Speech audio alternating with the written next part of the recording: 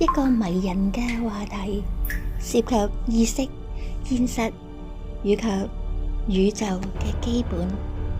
雖然目前冇直接嘅科學根據將量子力學同夢境聯繫起嚟，只不過發夢嘅時候你就知道啦。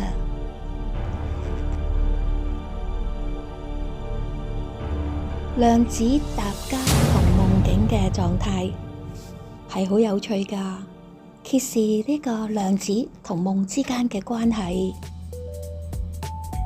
量子疊加 （Quantum Superposition） 喺量子力學當中，粒子係可以處於疊加嘅狀態，即係未被察覺嘅時候，佢可能同時存喺多種嘅狀態當中。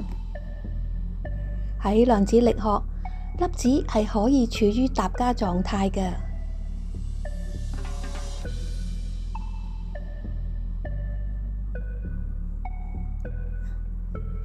呢個係現實嘅 digital 嘅相，你睇下，見到一個夢想嘅旅行家喺度漂浮喺宇宙嘅虛空當中嘅場景，周圍就係多重疊加嘅現實。喺我哋嘅生活當中，係咪顯示夢境呢？可能夢裏面都係現實嘅一種方式，係咪過去或者未來呢？